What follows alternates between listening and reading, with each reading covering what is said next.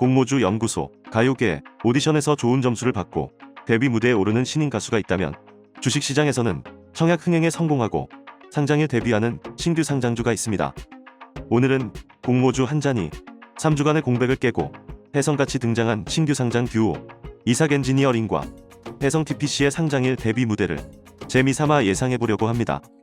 두 종목이 오디션에서 좋은 점수로 청약 본선에 진출했기 때문에 동시 데뷔 무대에서도 멋진 퍼포먼스가 기대되는데요. 그런 의미에서 오늘의 연구소 주제는 바로 2021년 공모주가 같은 날 동시 상장하면 벌어지는 일입니다. 먼저 올해 듀엣으로 동시 상장 무대에 오른 종목들의 데뷔 당일 퍼포먼스를 확인해볼 필요가 있을 것 같습니다. 아무래도 같은 날 상장하게 되면 더 인기 있는 쪽으로 매수세가 몰릴 가능성이 크기 때문에 동시 상장은 양쪽 모두에게 좋은 데뷔 조건은 아니라고 볼 수 있습니다. 올해 1월부터 4월 현재까지 동시 상장 건수는 총 6건, 생각보다 꽤 많습니다.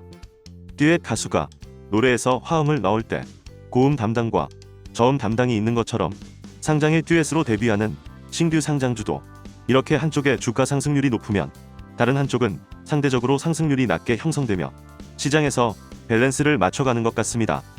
상장일 주가에서 고음 영역을 담당했던 종목은 모비릭스, 레인보우 로보틱스, 아이퀘스트, 오로스 테크놀로지, 자이언트 스텝이 있었는데 고음 담당 종목은 상대 종목에 비해 기관 경쟁률이 높거나 공모 규모가 작았다는 일반적인 공통점이 있었습니다. 그래서 공모주 한 잔은 동시 상장 케이스에서 나타나는 순도 99.9%의 공통점을 찾아봤습니다. 첫 번째 공통점은 동시 상장한 두 종목을 한 팀으로 봤을 때 두 종목의 무게의 합이 작을수록 평균 수익률이 높았다는 점입니다. 여기서 무게란 공모가의 상장일 유통 가능 주식수를 곱해서 나온 값으로 종목의 덩치를 정량화한 수치라고 할 수 있겠습니다.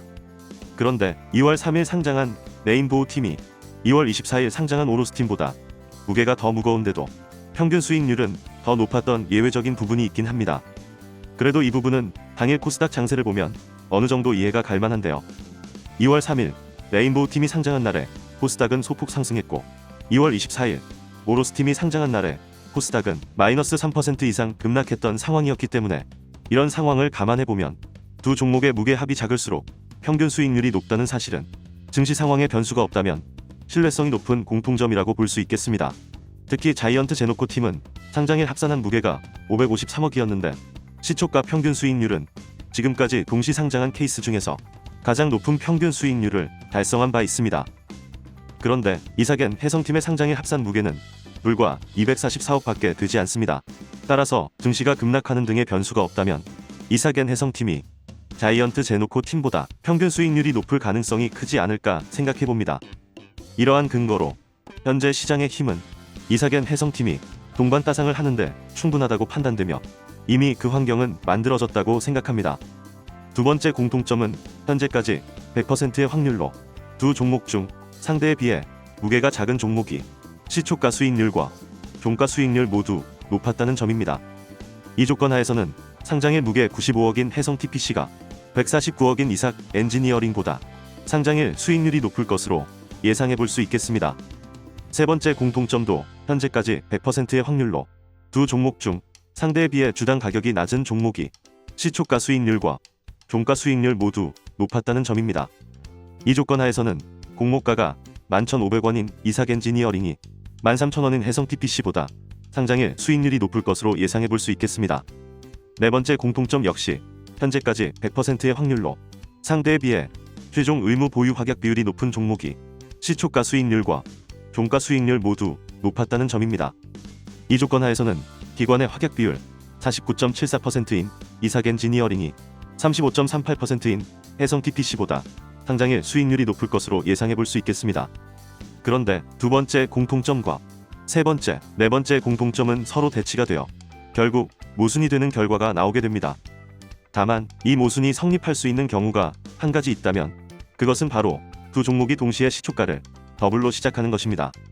두 종목이 상장일 우열을 가리기 힘들 정도로 좋은 조건을 가지고 있기 때문에 두 종목이 동시에 더블로 시작할 가능성도 높다고 판단할 수 있는 대목입니다.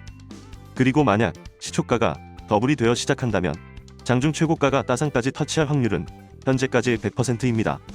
그 이유는 지난 영상에서도 소개해드렸듯이 최근 3개년간 상장일 유통 가능 물량이 공모주뿐이면서 시초가 더블에 성공한 종목은 모두 장중 최고가가 따상까지 터치했다는 공통점이 있기 때문입니다.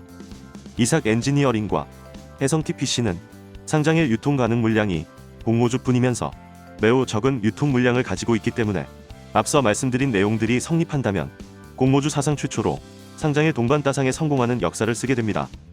다만 이러한 제 생각은 기업의 가치를 제외하고 상장 이벤트 측면에서만 생각해본 내용이기 때문에 상장일 변수와 상장일 이후 주가 흐름에 대해서는 해당 기준으로 판단할 수 없다는 점도 꼭 참고해 주셨으면 합니다. 이삭 엔지니어링과 해성 TPC가 상장일 동반 따상가는 시나리오의 희망회로 로직을 다시 한번 정리해 보겠습니다. 이 희망회로는 올해 동시 상장 케이스에서 두 종목의 무게 합이 작을수록 평균 수익률이 높았다는 데이터로부터 시작합니다. 이삭엔 해성팀은 자이언트 제노코 팀과 비교해도 손색 없는 청약 경쟁률과 기관 의무 보유, 확약 비율을 기록했고 무게 합이 자이언트 제노코 팀의 절반에도 미치지 못할 만큼 작다는 사실을 발견합니다. 그렇다면 자이언트 제노코 팀의 시초가 평균 수익률 90%보다 이삭엔 해성팀의 시초가 평균 수익률이 높을 수 있다는 논리가 성립됩니다.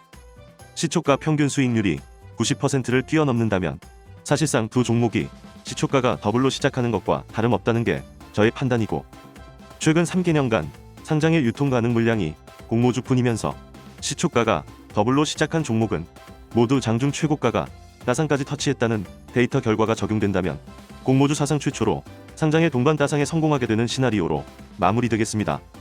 물론 이 희망회로에 신호가 끊기지 않고 계속 다음 단계로 이어지려면 예상치 못한 변수가 없어야 합니다. 변수가 없을 거라는 기대를 가지고 마지막으로 데뷔 무대 리허설을 하면서 마무리 짓겠습니다. 먼저 무대를 점검해 보겠습니다.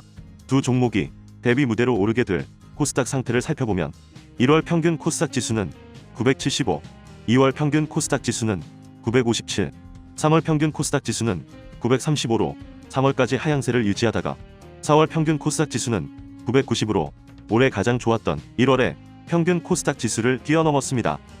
따라서 이삭엔 해성이 데뷔하는 코스닥 무대는 현재 최고의 컨디션이라고 말씀드릴 수 있겠습니다.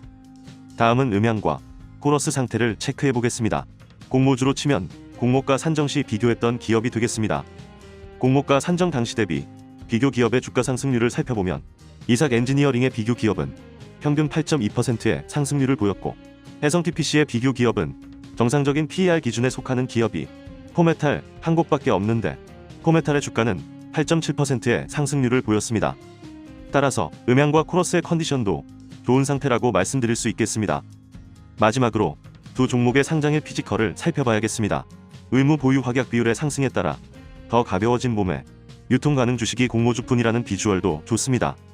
두 종목의 컨디션은 화음이고 뭐고 동시에 고음부터 치고 나갈 것 같은 최정상 컨디션임을 확인했습니다.